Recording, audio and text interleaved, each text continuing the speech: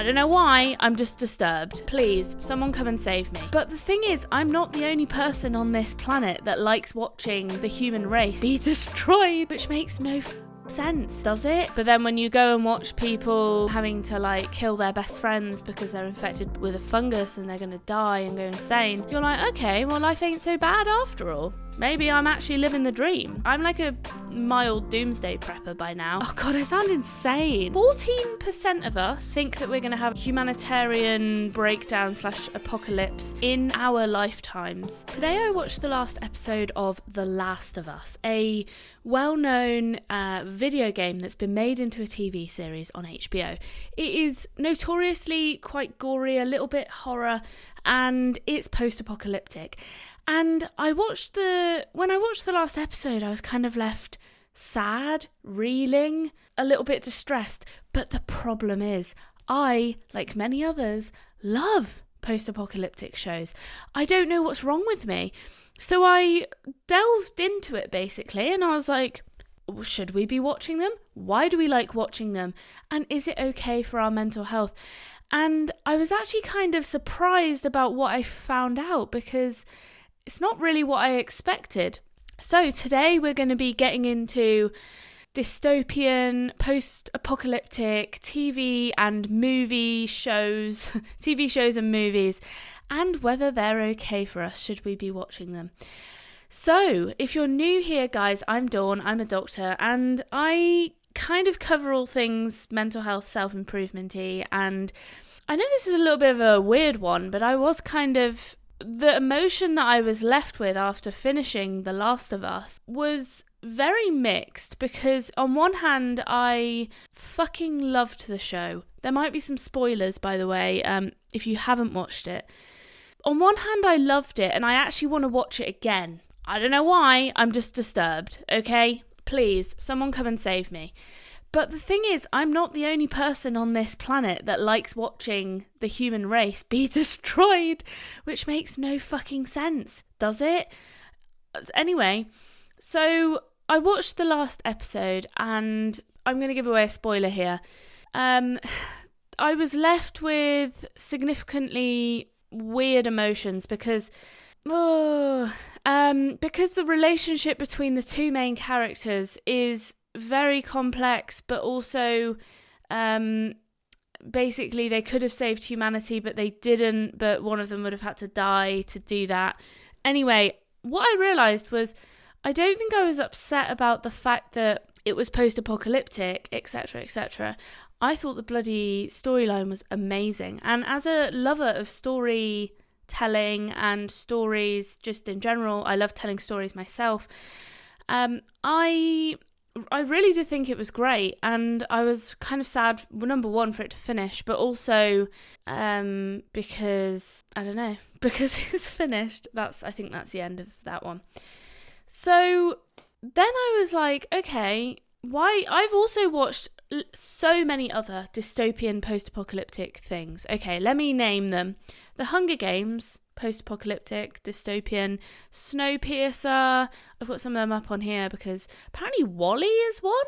I guess so. They're in like those fat chairs, aren't they? A Quiet Place, I've watched that one. I Am Legend, yes. War of the Worlds, I'm just coming up with ones off the top of my head now. I've watched Shaun of the Dead. I haven't watched Dawn of the Dead, ironically. The Day After Tomorrow, 2012 I've watched. Sweet Tooth. Okay, that is on Netflix at the moment. Are there 2 seasons? I think there might be. I've watched all of it twice. I just love it. Firstly, it is a very romanticized version of post-apocalyptic world. And I think that's where I'm going to start is, firstly, we see this post-apocalyptic world and we think, wow, that's really like nice, and it's simple and it's calm and it's relaxing, and they've fucking colour graded it and it looks beautiful because there's so much nature around. But in reality, would it be that nice? You've got the constant fear of death, somebody potentially coming to kill you, or whatever the threat is, I don't know, like a virus or whatever. And I think the closest we've come to it is COVID. I was a little bit scared with COVID, but then I was kind of like, for fuck's sake, let's just get on with life. Like, why are we locking ourselves away? And I was of kind of the mindset of like, just let nature play its course, which I know is really bad. But I was also in a very bad state of mind because I was in a house all the time, and I am a very social person, so I was getting very frustrated. And I'm sure I'm not the only person that was thinking that. So I think some of it comes from our desire, I'm just talking generally now, but maybe our desire to just live a bit more naturally. Like, we've got a lot of medicine, we've got a lot of technology, but do we need it all? Like, can't we just have a simpler life where, well, if you get sick, you die, and if you can't find food, you die? I don't know. I think I'm very much oversimplifying this, and I think people do like a nice, simple life, but I think we do romanticize these post-apocalyptic worlds because they are movies and we're not actually living it. There are actually people that are living those films. I don't think they're loving life. Let's just take, like, there's always those Oxfam adverts or videos on TV. I don't actually watch TV, so I don't see those adverts anymore. But I remember when I watched TV, there was a lot of them. And when I say I don't watch TV, I don't have a TV license, so I don't pay and watch terrestrial, aerial TV, whatever you call it. I watch Netflix and YouTube, like the majority of young persons nowadays. So, I don't see those adverts. Or maybe the children in Africa have just stopped dying, so there's no need to, they've just stopped starving, so there's no need to advertise anymore. No, that was a joke. I'm sure there's probably still people starving. But, they are, in reality, potentially living a post-apocalyptic world, if you get what I mean. Like, they have to go and find food, but then I suppose in some ways they're not, because maybe they are oppressed by a greater power. And the thing is, in post-apocalyptic world, everyone kind of not becomes equal, but there's no, money's gone, well, not gone, but we don't have banks, we don't necessarily have government, we don't have laws. Like, it's just sort of a bit of a free-for-all. So, it's not completely the same, but I'm just thinking, like, surely there are people that are living in difficult situations that aren't enjoying it and are not like, yeah, let's go watch a post-apocalyptic movie, that's going to make me feel so much better. So that would be interesting. If somebody wants to comment on that, I would be keen to hear. I think there is some merit in the simple life discussion. I have regularly wanted a simple life, and I don't know why I don't give it up. I think because there's nothing pushing me to give it up. I have often wanted a van, live in the van life. I've wanted sometimes just to like go and live in a field with a little, one of those tiny homes, or just go like camping or whatever on my own, which I have done before. Number one, it actually scares me a little bit, which I know is not great if I'm like, oh yeah, I want to live in a post-apocalyptic world where everyone murders each other. No, I would be terrified. I have fairly good survival skills, I've done lots of like bushcrafty stuff, so I wouldn't be the first to die, let's put it that way. And my health's fairly good, so I think hopefully, I would last a little bit. I don't know. I don't know if I want to. Like, I feel like this is the problem, is I'm watching these shows and I'm like, yeah, that looks quite nice. But also I recognise that it also doesn't look nice. It also looks terrifying. So I'm a bit confused about how I feel about it. So especially those if you watch The Last of Us, it's about fungal infection. And honestly, the fungal infections are disgusting. I think fungal infections are one of the worst things ever. They're like just really concerning looking. I just don't like the look of them. So that is a troubling thing for me. But I think because there's nothing forcing me into a more simple life, no one's like, right, the world's ending, we've got to go live in a tent now. I'd be like, yeah, okay, fine. And when the Ukraine-Russian war started, you know, we were thinking, oh, maybe we should get like a grab bag and stuff like that. And I still want to create one of those, like a grab bag for like, I'm like a mild doomsday prepper by now. So I'm thinking I get some stuff together, you know, just some stuff to light a fire, and just some stuff to purify some water for like a week or something. Oh God, I sound insane. But, you know, 14% of us on average throughout the whole world, some countries, I think Turkey was the highest of 22%, and the UK was at like 8%. I think that we're going to have some kind of humanitarian breakdown / apocalypse in our lifetimes. But actually, if you look at the science, scientists have just said, well, it's probably going to be like 500,000 years to 22 billion years. So I think we've got quite a few generations in between us. The likelihood of it happening is fairly low, and there's been a lot of humans for a long time. So I don't know. Yeah, I think the thing is, the Industrial Revolution, global warming and stuff like that is not an issue that plagued the past, but it's an issue that plagues now with technology, etc. So, and we've got scary people like Mark Zuckerberg trying to make us all live in the metaverse. So, you know, it's not impossible. Oh, I forgot Black Mirror on the list. There's lots of old films as well, but I just don't watch old films. I just don't like them. Sorry, I don't. So, yeah. I was saying, simpler life, but would it be nice? I don't know. It's kind of weird because I was sitting down to just do this podcast and I was like, if it did happen, like, I was kind of like, what's the point of having a podcast? But I mean, there is no point of having a podcast if the world is crumbling as you know it. And I'm sure technology would fall. And that's the common theme, is technology tends to fall in these post-apocalyptic dystopian... No, not the dystopian ones, actually, the post-apocalyptic worlds. I also watch the dystopian stuff. I don't know why. I think it's more of a commentary on the fact that I don't want to become like that. So I'm like, no, I'm not going to live with like a VR headset on all the time, all those glasses. I still haven't got a smartwatch. Look, my wrists are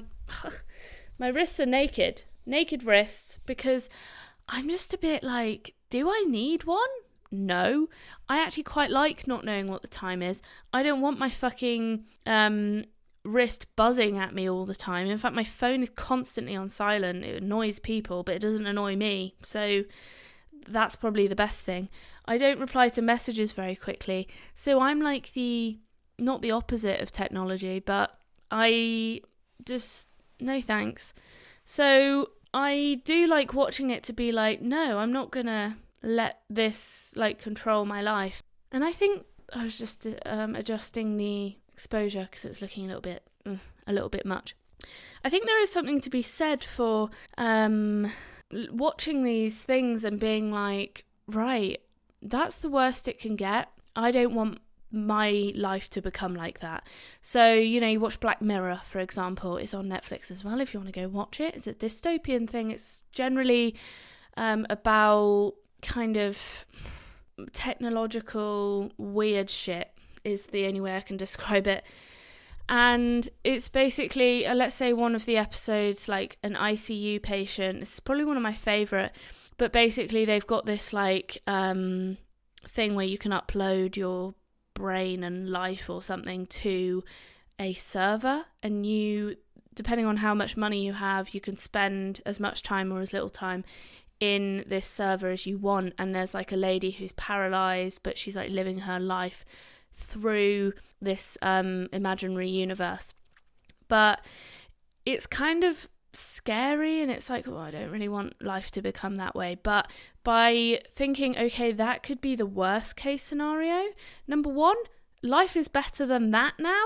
So that's positive. So it does make you feel better about the here and now. But also it might make you go, oh, I don't want that to happen. That is a scary thought. So you might push back on buying a brain microchip. The thing is, I think people are like, oh yeah, brain microchip. Ooh, gross. I would never get that. Guys, you've already fucking got one pretty much. Those Apple Watches, those smartwatches, etc., they are just external brain chips. Like, oh my God, I sound insane again. But like, they're just a stepping stone, you know? They're just going to work their way. Then they'll be on your face. Then they'll be in your brain. So someone might clip that one day because it's actually true. It's like when Anne Frank wrote in her diary, like, oh my God, I can't believe if somebody like read this, and now millions of people have read her diary. So, yeah, it does feel better to think, okay, my life is actually better than what's on TV. That's always great, you know, because you look at Instagram, you think, God, my life's shit. I'm not in Bali owning a villa and like stroking elephants every day.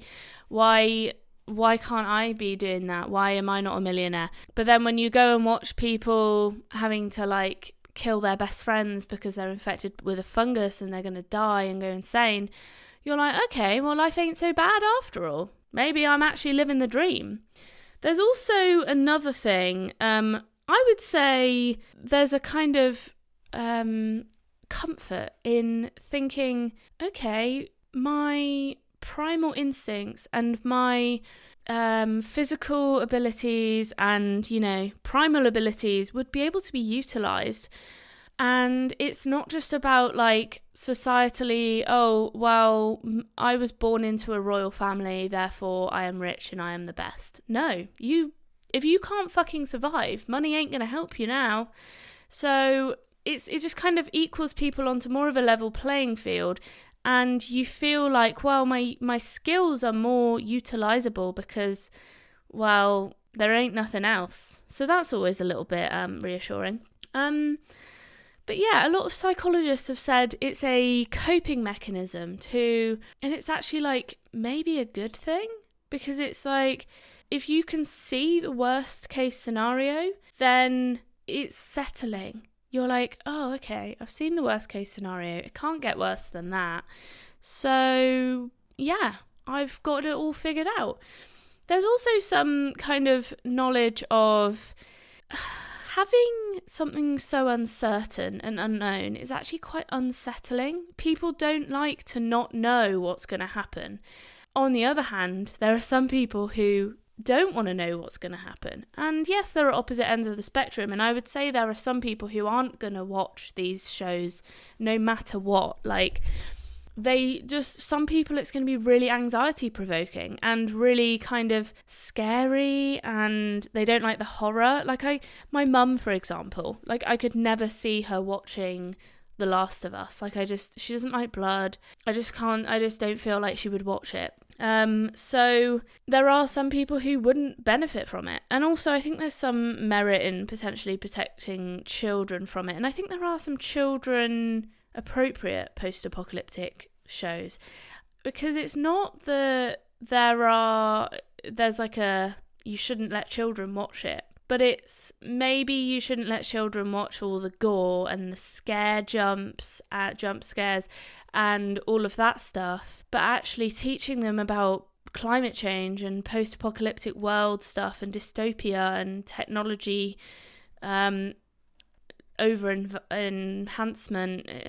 advancement is actually a very potentially useful thing, depending on the child. I mean, you know, there are, again, some children with maybe anxiety that wouldn't be good for, but it might be good at improving resilience. I think that's just situation dependent. I think, however, the biggest draw of post-apocalyptic shows is that they are fucking banging stories. Like, humans love a good story, me included. You better get that right. And because these shows and movies, they have such high stakes, as in there's a lot riding on it, life or death, essentially. There's also a lot of relationships between the characters. We can often see ourselves or see our family or see our friends in these situations. We can put ourselves in these protagonists' shoes. So it's not like a distant thing. It's like we feel very connected to it. So I think the stories are just really good. You know, but when you have a lot riding on something, a lot riding on a storyline, and there's potential for a lot of drama and potential for people to die, like, and potential for you to lose the one you love, and potential for humanity to end. And well, you could maybe save humanity. You know, the stakes are so high. So that makes a hugely compelling story. Like, it really does. Often the CGI is really good. The the building of the complex character, because they often show you prior to the apocalypse, they show you that as well, so you can kind of see, oh well, that's like normal life, that's my life. Like, they're getting up, they have an alarm clock or an iPhone, and they get up and they brush their teeth with their electric toothbrush. Do you know what I mean? It's like, oh shit, like that could be me tomorrow. It's grounding. So I think, in terms of, this is probably one of the funniest things that I read, actually, was, you know, those doomsday prepper shows, very popular on something I've forgotten now, but some ABC, maybe it was an American thing, very popular.